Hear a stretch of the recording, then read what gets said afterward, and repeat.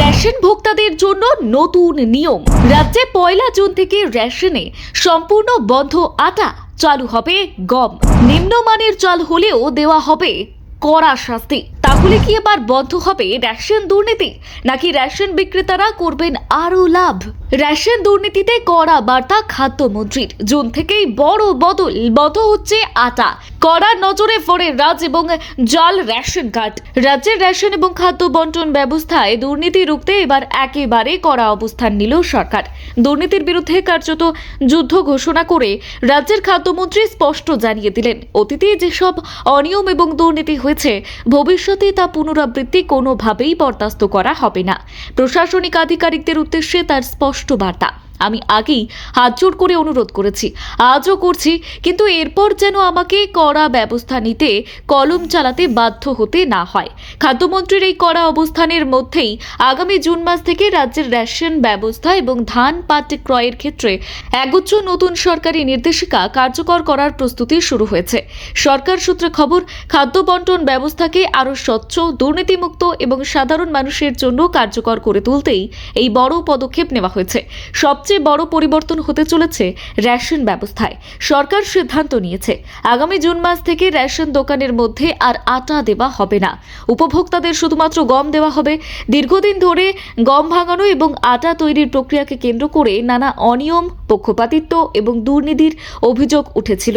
অভিযোগ ছিল নির্দিষ্ট কয়েকজন মিল মালিক সরকারি কাজের অধিকাংশই পাচ্ছিলেন, অন্যরা বঞ্চিত হচ্ছিলেন। ফলে একচেটিয়া কারবারের অভিযোগও সামনে আসে। সেই পরিস্থিতি বদলাতেই এবার সরাসরি আটা বন্টন বন্ধ করার সিদ্ধান্ত নেওয়া হয়েছে বলেই জানিয়েছেন খাদ্যমন্ত্রী। তিনি স্পষ্ট করে জানিয়েছেন, মিল মালিকদের কাজ বন্টনের ক্ষেত্রে কোনো রকম পক্ষপাতিত্ব বা গোপন সমঝোতা বরদাস্ত করা হবে না।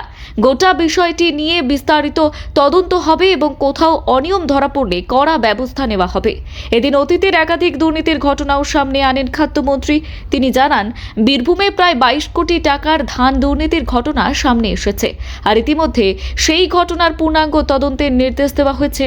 শুধু তাই নয়, গত 3 মাসে বিপুল সংখ্যক 10 নম্বর রেশন কার্ড হঠাৎ করেই 8 নম্বর কার্ডে রূপান্তরিত হওয়ার অভিযোগও সামনে এসেছে। আর এই পরিবর্তনের নেপথ্যে কী ধরনের জালিয়াতি বা দুর্নীতি রয়েছে তা খতিয়ে দেখা হচ্ছে।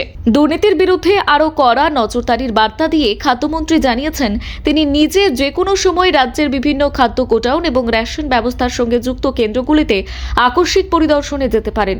কোথাও অনিয়ম, নিম্নমানের চাল কিংবা সরকারি খাদ্যশস্যে দুর্নীতি ধরা পড়লে কোনো রকম ছাড় দেওয়া হবে না বলেও হুঁশিয়ারি দেন তিনি। চাষিদের স্বার্থ রক্ষার বিষয়েও তিনি এদিন স্পষ্ট বার্তা দেন। ধান এবং পাট কেনাবেচার ক্ষেত্রে দীর্ঘদিন ধরেই মধ্যস্বত্বভোগী এবং ফড়েদের বিরুদ্ধে অভিযোগ উঠেছিল। অনেক ক্ষেত্রেই প্রকৃত কৃষকরা ন্যায্য দাম পাচ্ছিলেন না, অথচ ফড়েরা সরকারি সুবিধা নিয়ে লাভবান হচ্ছিল। আর এই পরিস্থিতি বন্ধ করতে রাজ্যের 23টি জেলার ডিওদের কড়াভাবে সতর্ক করা হয়েছে।